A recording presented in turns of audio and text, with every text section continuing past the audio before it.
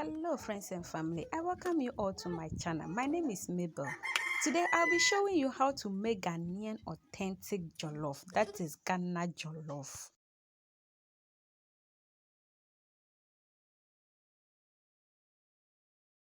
In this recipe, we'll be using ginger, garlic, calabash nutmeg, anise seed, pepper, onion and tomatoes. We will also use some tomato paste and some mackerel. We will start by blending all our spices.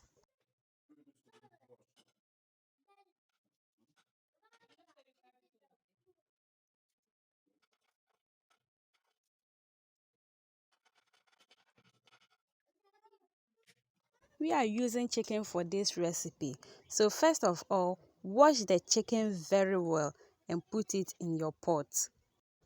Add salt to it and pour in your blended spices. After adding the spices to it, mix it well and let it sit and marinate for some time. Put the meat on fire and allow it to boil. After the meat has been cooked, remove it from fire. In a pot, add in some oil. After adding the oil, add some chopped onions to it and allow it to fry for some time. After frying it, you can go ahead and add your meat to it and allow it to fry.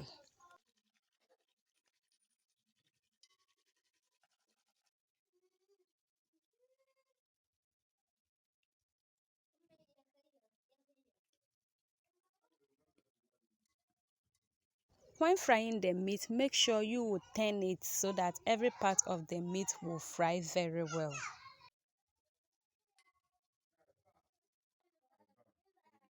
After frying the meat, you can go ahead and remove it from the oil.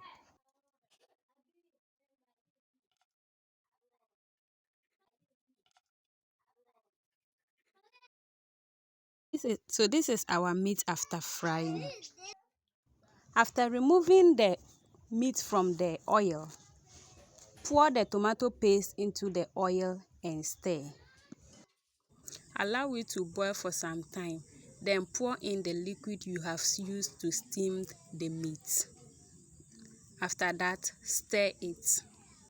Remember there is salt in the liquid. Salt, pepper, ginger and other spices in the liquid that you have used to steam the meat. So do not add any salt to it again.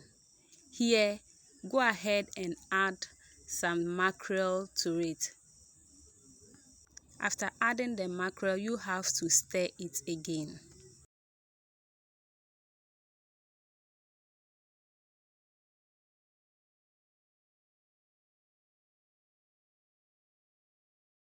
Here, I added some of the chopped onions and the green pepper to it.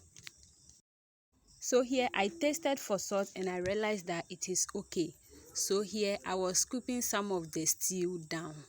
So get a bowl and scoop some of the stew and put it inside before adding the rice to it.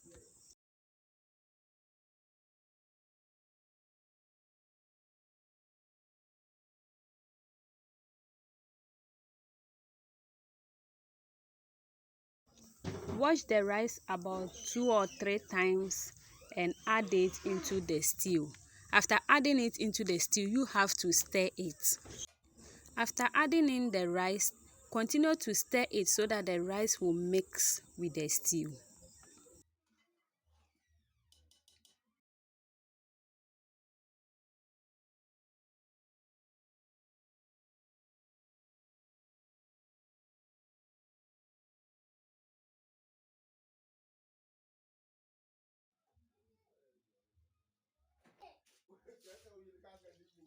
After the rice has been mixed with the stew, you can go ahead and add water to it. After adding water to it, you have to stir it again.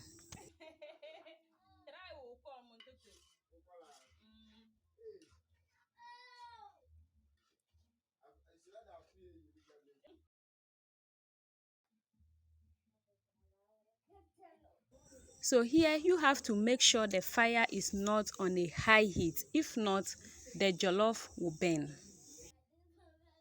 Now cover it and allow it to boil. But always make sure it is not on high heat. The fire should not be on a high heat. After it boils for some time, you have to come back and check on it so that you will stir it together again. And you have to stir it so that every part of it will cook very well.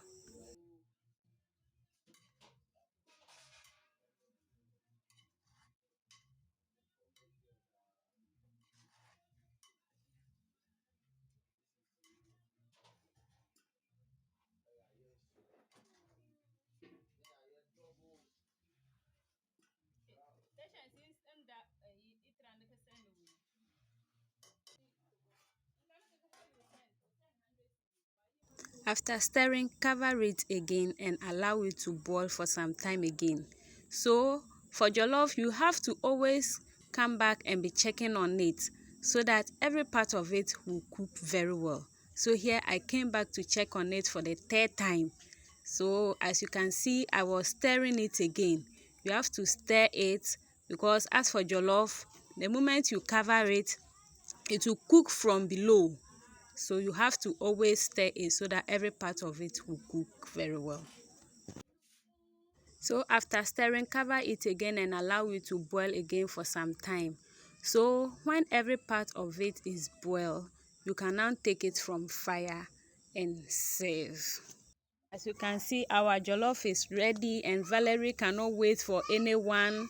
Efriye has also joined her and they are all enjoying. You are all invited. In fact, this jollof, you need to try it at home. This jollof is very sweet, delicious. In fact, I don't even know the word to use for it.